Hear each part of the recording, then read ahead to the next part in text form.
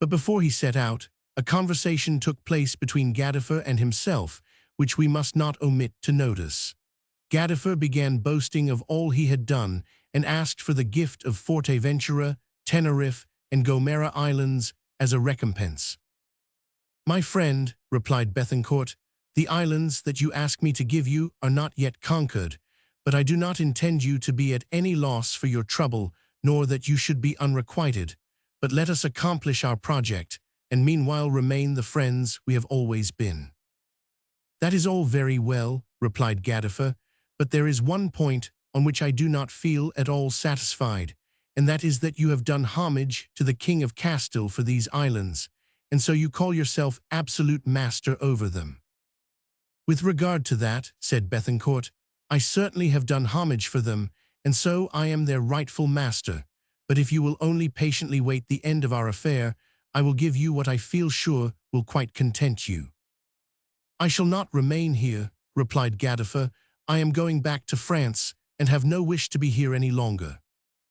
Upon this they separated, but Gadifer gradually cooled down and agreed to accompany Bethencourt in his exploration of the islands. They set out for Forteventura well armed and with plenty of provisions. They remained there 3 months, and began by seizing a number of the natives and sending them to Lancerota. This was such a usual mode of proceeding at that time that we are less surprised at it than we should be at the present day. The whole island was explored, and a fort named Richeroque built on the slope of a high mountain. Traces of it may still be found in a hamlet there. Just at this time, and when he had scarcely had time to forget his grievances and ill humor, Gadifer accepted the command of a small band of men who were to conquer Gran Canaria. He set out on the 25th July, 1404, but this expedition was not fated to meet with any good results. Winds and waves were against it. At last they reached the port of Telda, but as it was nearly dark and a strong wind blowing, they dared not land, and they went on to the little town of Aginmes, where they remained 11 days at anchor. The natives, encouraged by their king, laid an ambush for Gadifer and his followers. There was a skirmish, blood was shed, and the Castilians, feeling themselves outnumbered, went to Telda for 2 days, and thence to Lancerota. Gadifer was much disappointed at his want of success, and began to be discontented with everything around him. Above all, his jealousy of Bethencourt increased daily, and he gave way to violent recriminations, saying openly that the chief had not done everything himself, and that things would not have been in so advanced a stage as they were if others had not aided him. This reached Bethencourt's ears. He was much incensed, and reproached Gadifer. High words followed. Gadifer insisted upon leaving the country, and as Bethencourt had just made arrangements for returning to Spain, he proposed to Gadifer to accompany him, that their cause of disagreement might be inquired into. This proposal being accepted, they set sail, but each in his own ship. When they reached Seville, Gadifer laid his complaints before the king, but as the king gave judgment against him, fully approving of Bethencourt's conduct, he left Spain, and returning to France, never revisited the Canary Islands, which he had so fondly hoped to conquer for himself. Bethencourt took leave of the king almost at the same time, for the new colony demanded his immediate presence there. But before he left, the inhabitants of Seville, with whom he was a great favorite, showed him much kindness. What he valued more highly than anything else was the supply of arms, gold, silver, and provisions that they gave him. He went to Forteventura, where his companions were delighted to see him. Gadifer had left his son Hannibal in his place, but Bethencourt treated him with much cordiality. The first days of the installation of Bethencourt were far from peaceful. Skirmishes were of constant occurrence, the natives even destroying the fortress of Richeroque, after burning and pillaging a chapel. Bethencourt was determined to overcome them, and in the end succeeded. He sent for several of his men from Lancerota and gave orders that the fortress should be rebuilt. In spite of all this, the combats began again, and many of the islanders fell, among others a giant of 9 feet high, whom Bethencourt would have liked to have made prisoner. The governor could not trust Gadifer's son nor the men who followed him, for Hannibal seemed to have inherited his father's jealousy, but as Bethencourt needed his help, he concealed his distrust. Happily, Bethencourt's men outnumbered those who were faithful to Gadifer, but Hannibal's taunts became so unbearable that Jean de Courtois was sent to remind him of his oath of obedience and to advise him to keep it. Courtois was very badly received, he having a crow to pick with Hannibal with regard to some native prisoners whom Gadifer's followers had kept and would not give up. Hannibal was obliged to obey the orders, but Courtois represented his conduct to Bethencourt on his return in the very worst light, and tried to excite his master's anger against him. "No, sir," answered the upright Bethencourt, "I do not wish him to be wronged. We must never carry our power to its utmost limits. We should always endeavor to control ourselves and preserve our honor rather than seek for profit." In spite of these intestine discords, the war continued between the natives and the conquerors, but the latter, being well-armed, always came off victorious. The kings of Forteventura sent a native to Bethencourt saying that they wished to make peace with him and to become Christians. This news delighted the conqueror, and he sent word that they would be well received if they would come to him. Almost immediately on receiving this reply, King Maxorata, who governed the northwesterly part of the island, set out, and with his suite of 22 persons, was baptized on the 18th of January, 1405. 3 days afterwards, 22 other natives received the sacrament of baptism. On the 25th of January, the king who governed the peninsula of Handia, the southeastern part of the island, came with 26 of his subjects and was baptized. In a short time, all the inhabitants of Forteventura had embraced the Christian religion. The king of Maxorata arrived with his suite. The king of Maxorata arrived with his suite.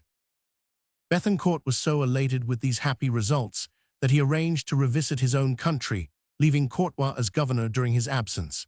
He set out on the last day of January amid the prayers and blessings of his people, taking with him 3 native men and 1 woman, to whom he wished to show something of France. He reached Harfleur in 21 days, and 2 days later was at his own house, where he only intended making a short stay and then returning to the Canary Islands. He met with a very warm reception from everybody.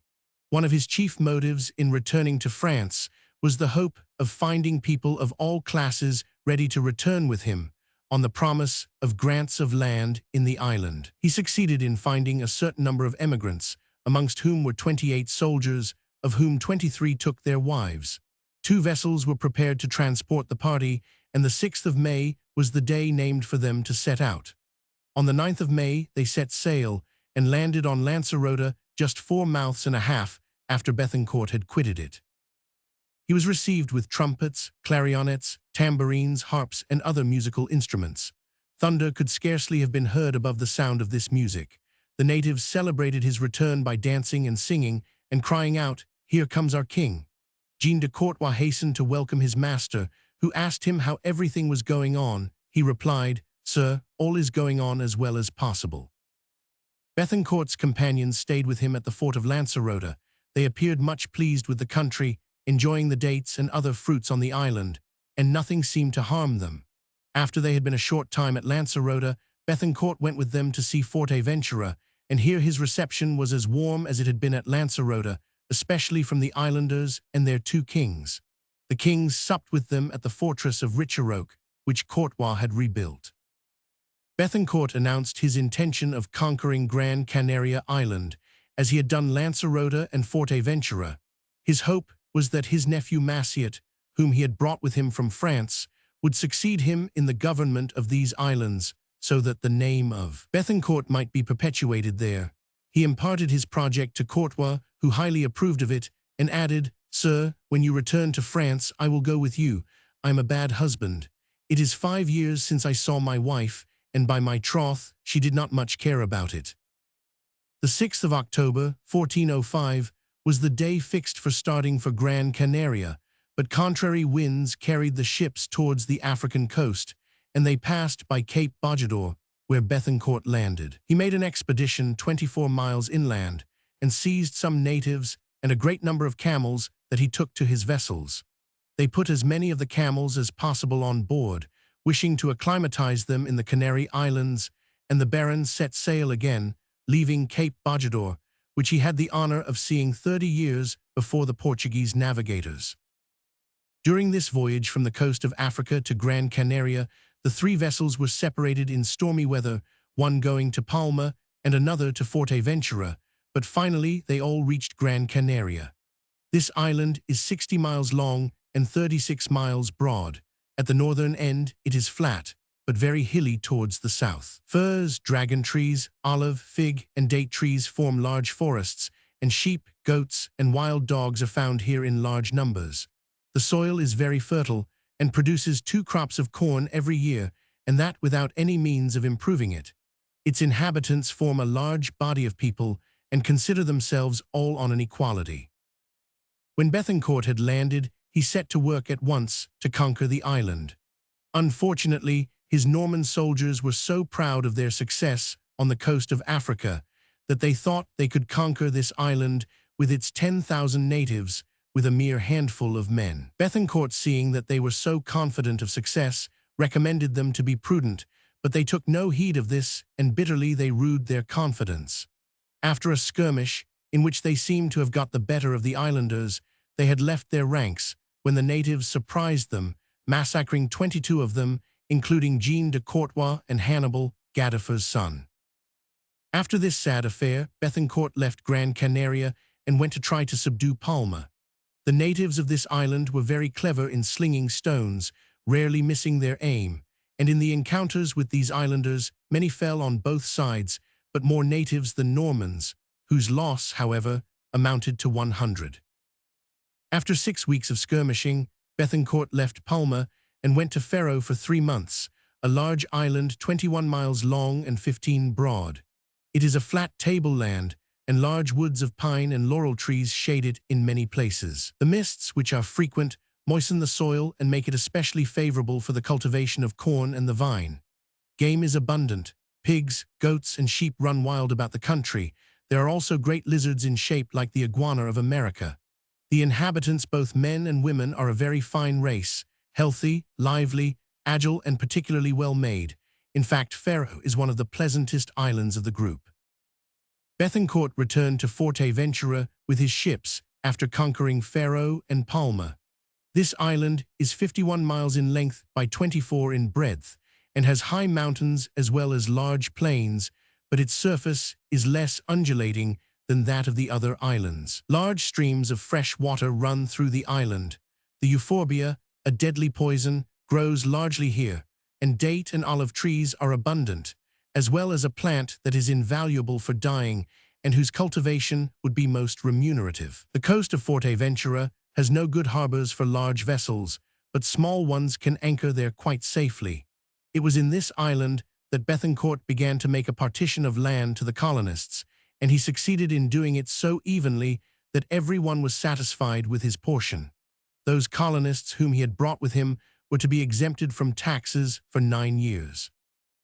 The question of religion and religious administration could not fail to be of the deepest interest to so pious a man as Bethencourt, so he resolved to go to Rome and try to obtain a bishop for this country, who would order and adorn the Roman Catholic faith. Before setting out, he appointed his nephew Maciot as lieutenant and governor of the islands. Under his orders, 2 sergeants were to act and enforce justice. He desired that twice a year news of the colony should be sent to him in Normandy, and the revenue from Lancerota and Fuerteventura was to be devoted to building 2 churches. He said to his nephew Maciot, "I give you full authority in everything to do whatever you think best, and I believe you will do all for my honor and to my advantage. Follow as nearly as possible Norman and French customs, especially in the administration of justice. Above all things, try and keep peace and unity among yourselves, and care for each other as brothers, and specially try that there shall be no rivalry among the gentlemen. I have given to each one his share, and the country is quite large enough for each to have his own sphere. I can tell you nothing further beyond again impressing the importance of your all living as good friends together, and then all will be well." Bethencourt remained 3 months in Fuerteventura and the other islands. He rode about among the people on his mule and found many of the natives beginning to speak Norman French. Maciot and the other gentlemen accompanied him, he pointing out what was best to be done and the most honest way of doing it. Then he gave notice that he would set out for Rome on the ensuing 15th of December.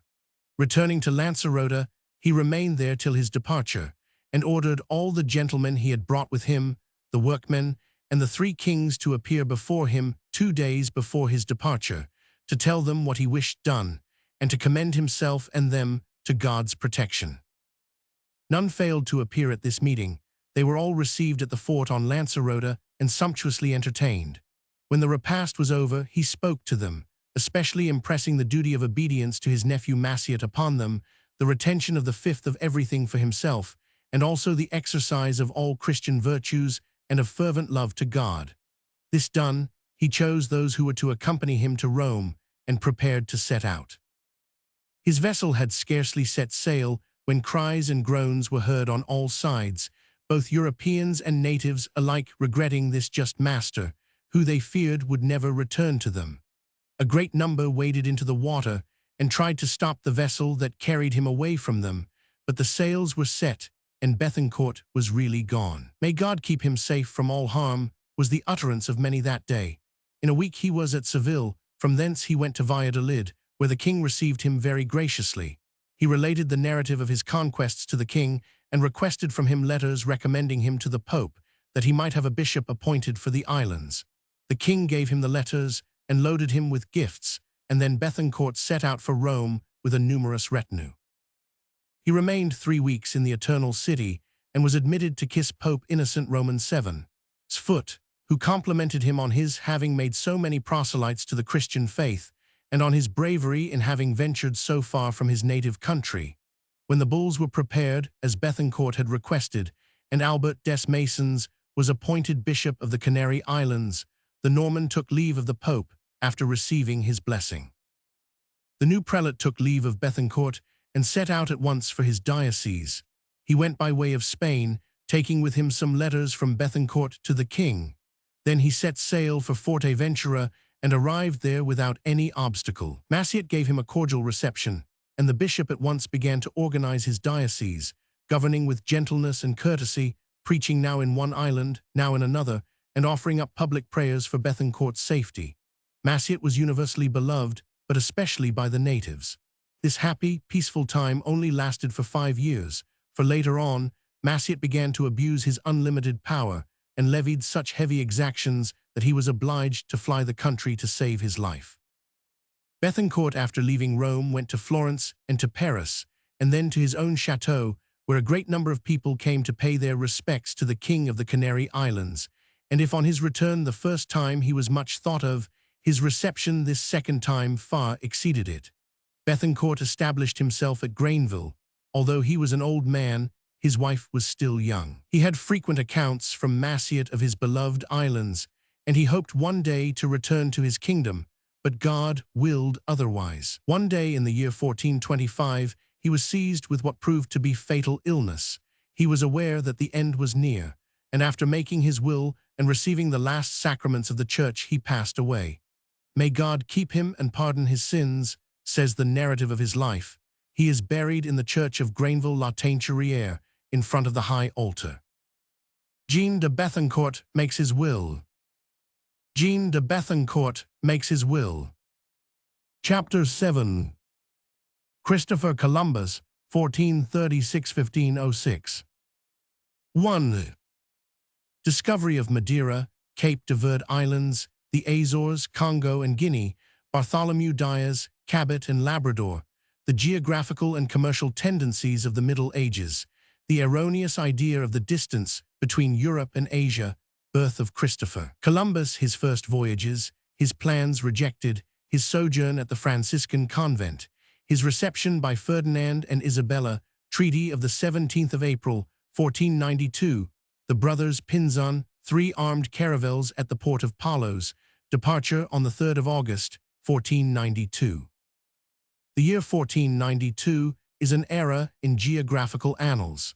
It is the date of the discovery of America. The genius of one man was fated to complete the terrestrial globe and to show the truth of Gagliuffi's saying, Unius erat mundus, duo sint et ist, fura. The old world was to be entrusted with the moral and political education of the new. Was it equal to the task, with its ideas still limited, its tendencies still semi-barbarous, and its bitter religious animosities, we must leave the answer to these questions to the facts that follow. Between the year 1405, when Bethencourt had just accomplished the colonization of the Canary Islands, and the year 1492, what had taken place? We will give a short sketch of the geographical enterprise of the intervening years. A considerable impetus had been given to science by the Arabs, who were soon to be expelled from Spain and had spread throughout the peninsula. In all the ports, but more especially in those of Portugal, there was much talk of the continent of Africa and the rich and wonderful countries beyond the sea. 1,000 anecdotes, says Michelet, stimulated curiosity, valor, and avarice, everyone wishing to see these mysterious countries where monsters abounded and gold was scattered over the surface of the land. A young prince, Don Henry, Duke of Viseu, third son of John I, who was very fond of the study of astronomy and geography, exercised a considerable influence over his contemporaries. It is to him that Portugal owes her colonial power and wealth, and the expeditions so repeatedly made, which were vividly described, and their results spoken of as so wonderful that they may have aided in awakening Columbus' love of adventure. Don Henry had an observatory built in the southern part of the province of Algarve, at Sagres, commanding a most splendid view over the sea, and seeming as though it must have been placed there to seek for some unknown land. He also established a naval college, where learned geographers traced correct maps and taught the use of the mariner's compass. The young prince surrounded himself with learned men, and especially gathered all the information he could as to the possibility of circumnavigating Africa and thus reaching India. Though he had never taken part in any maritime expedition, his encouragement and care for seamen gave him the sobriquet of the navigator, by which name he is known in history. Two gentlemen belonging to Don Henry's court, Juan González Zarco and Tristram Vaz Teixeira, had passed Cape Nun, the terror of ancient navigators, when they were carried out to sea and passed near an island to which they gave the name of Porto Santo. Some time afterwards, as they were sailing towards a black point that remained on the horizon, they came to a large island covered with splendid forests. This was Madeira. Prince Henry of Portugal, the navigator. Prince Henry of Portugal, the navigator. In 1433, Cape Bajador, which had for long been such a difficulty to navigators, was first doubled by the two Portuguese sailors, Gillians and González Baldea, who passed more than 40 leagues beyond it. Encouraged by their example, Antonio González and Nuno Tristram, in 1441, sailed as far as Cape Blanco, a feat, says Ferreira y Sousa, that is generally looked upon as being little short of the labors of Hercules, and they brought back with them to Lisbon some gold dust taken from the Rio del Oro. In a second voyage, Tristram noticed some of the Cape de Verde Islands and went as far south as Sierra Leone. In the course of this expedition, he bought from some Moors off the coast of Guinea 10 Negroes, whom he took back with him to Lisbon and parted with for a very high price, they having excited great curiosity. This was the origin of the slave trade in Europe, which for the next 400 years robbed Africa of so many of her people and was a disgrace to humanity. In 1441, Cada Mosto doubled Cape Verde and explored a part of the coast below it. About 1446, the Portuguese, advancing further into the open sea than their predecessors, came upon the group of the Azores. From this time all fear vanished, for the formidable line had been passed, beyond which the air was said to scorch like fire. Expeditions succeeded each other without intermission, and each brought home accounts of newly discovered regions. It seemed as if the African continent was really endless, for the further they advanced towards the south, the further the cape they sought appeared to recede. Some little time before this, King John Roman II had added the title of Seigneur of Guinea to his other titles, and to the discovery of Congo had been added that of some stars in the southern hemisphere hitherto unknown, when Diogo Cam, in 3 successive voyages, went further south than any preceding navigator, and bore away from Diaz the honor of being the discoverer of the southern point of the African continent. This cape is called Cape Cross, and here he raised a monument called a padrão or padron in memory of his discovery, which is still standing. On his way back, he visited the King of Congo in his capital and took back with him an ambassador and numerous suite of natives, who were all baptized, and taught the elements of the Christian religion, which they were to propagate on their return to Congo. A short time after Diogo Cam's return in the month of August, 1487, 3 caravels left the Tagus under the command of Bartholomew Dias, a gentleman attached to the king's household and an old sailor on the Guinea seas. He had an experienced mariner under him, and the smallest of the 3 vessels freighted with provisions was commanded by his brother Pedro Dias. We have no record of the earlier part of this expedition. We only know from João de Barros, to whom we owe nearly all we learn of Portuguese navigation, that beyond Congo he followed the coast for some distance, and came to an anchorage that he named Des Voltas, on account of the manner in which he had to tack to reach it, and there he left the smallest of the caravels under the care of 9 sailors. After having been detained here 5 days by stress of weather, Dias stood out to sea and took a southerly course, but for 13 days his vessels were tossed hither and thither by the tempest. As he went further south, the temperature fell and the air became very cold.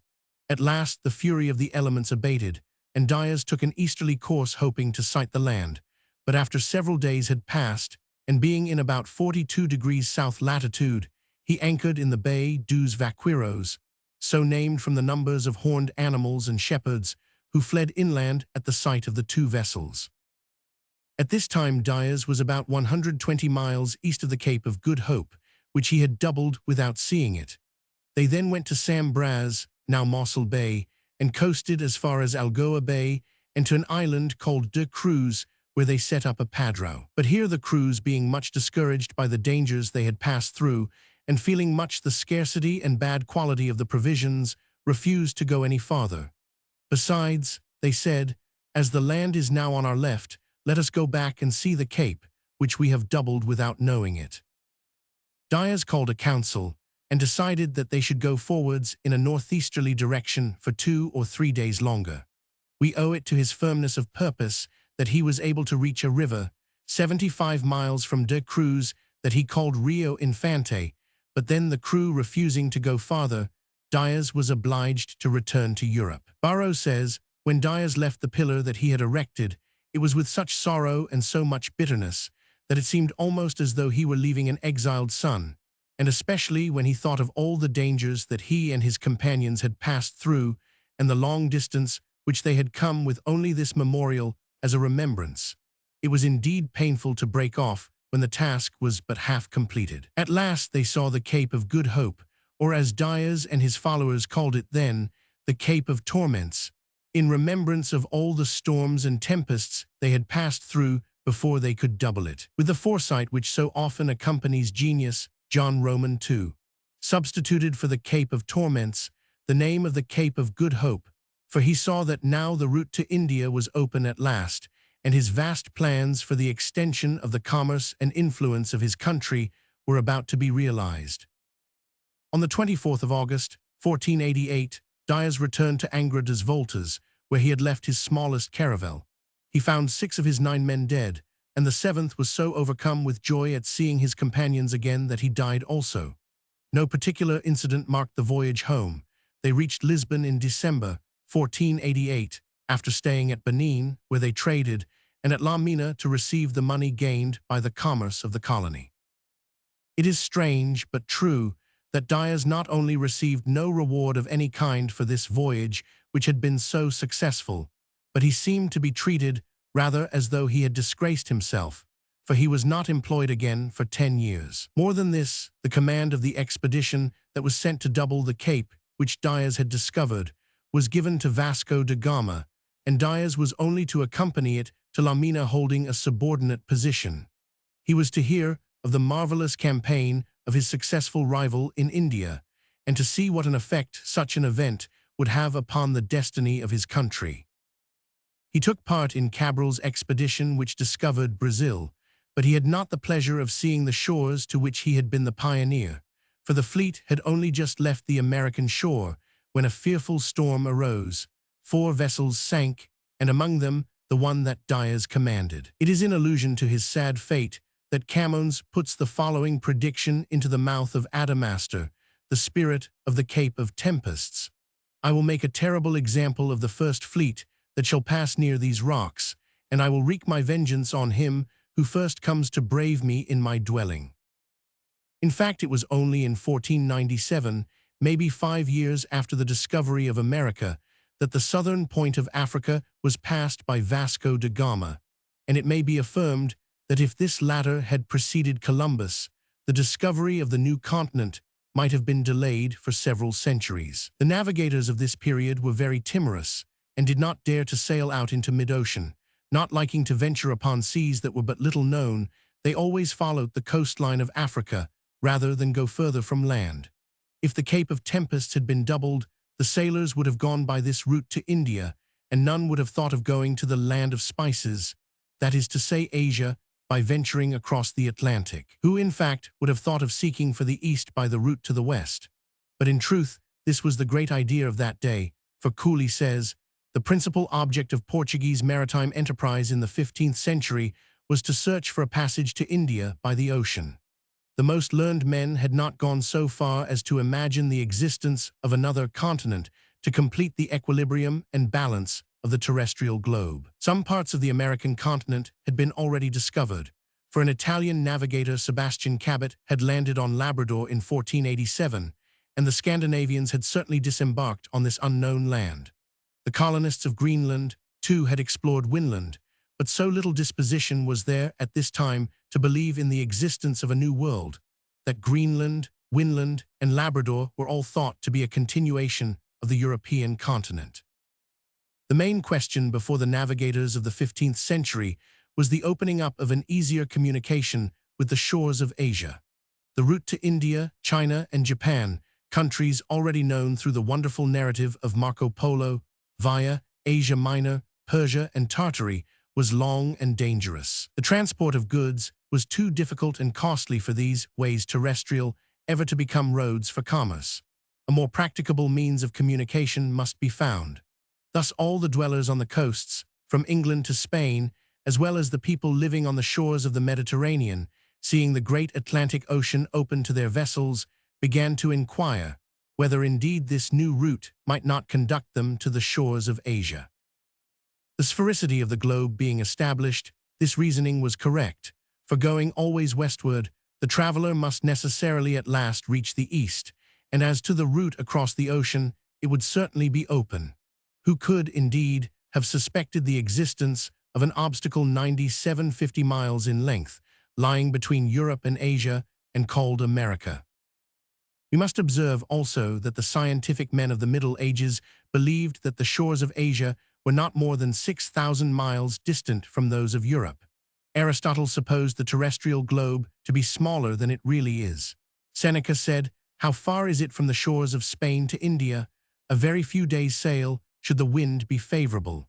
This was also the opinion of Strabo. So it seemed that the route between Europe and Asia must be short, and there being such places for ships to touch at as the Azores and Antilles, of which the existence was known in the 15th century, the transoceanic communication promised not to be difficult. This popular error as to distance had the happy effect of inducing navigators to try to cross the Atlantic, a feat which, had they been aware of the 15,000 miles of ocean separating Europe from Asia, they would scarcely have dared to attempt. We must in justice allow that certain facts gave, or seemed to give, reason to the partisans of Aristotle and Strabo for their belief in the proximity of the eastern shores.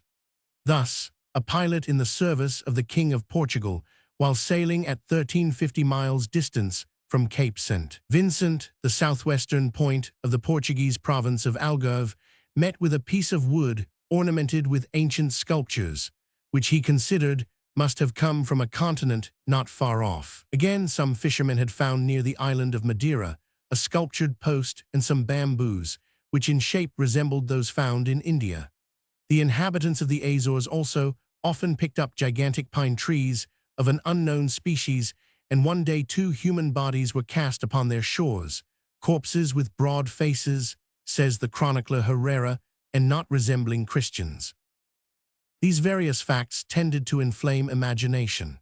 As in the 15th century, men had no knowledge of that great Gulf Stream, which, in nearing the European coasts, brings with it waifs and strays from America, so they could only imagine that these various debris must come from Asia. Therefore, they argued, Asia could not be far off, and the communication between these two extremes of the old continent must be easy. One point must be clearly borne in mind: no geographer of this period had any notion of the existence of a new world. It was not even a desire of adding to geographical knowledge which led to the exploration of the western route. It was the men of commerce who were the leaders in this movement and who first undertook to cross the Atlantic. Their only thought was of traffic and of carrying it on by the shortest road.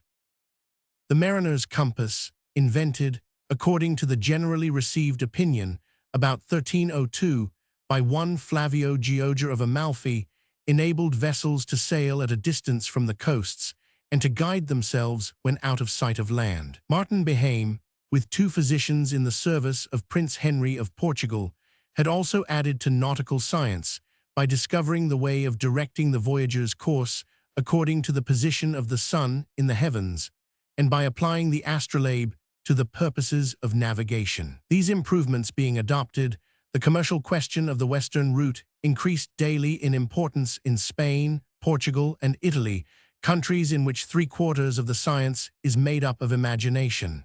There was discussion, there were writings. The excited world of commerce disputed with the world of science. Facts, systems, doctrines were grouped together. The time was come when there was needed one single intelligence to collect together and assimilate the various floating ideas. This intelligence was found. At length, all the scattered notions were gathered together in the mind of one man who possessed in a remarkable degree genius, perseverance, and boldness. Christopher Columbus. Christopher Columbus. This man was no other than Christopher Columbus, born probably near Genoa, about the year 1436. We say probably, for the towns of Cagorio and Nervi dispute with Savona and Genoa the honor of having given him birth. The date of his birth varies, with different biographers, to 1445, but the year 1436 would appear to be the correct one, according to the most reliable documents. The family of Columbus was of humble origin. His father, Dominic Columbus, a manufacturer of woolen stuffs, seems, however, to have been in sufficiently easy circumstances to enable him to give his children a more than ordinarily good education. The young Christopher, the eldest of the family, was sent to the University of Pavia, there to study grammar, Latin, geography, astronomy, and navigation. At 14 years of age, Christopher left school and went to sea. From this time on, very little is known of his career.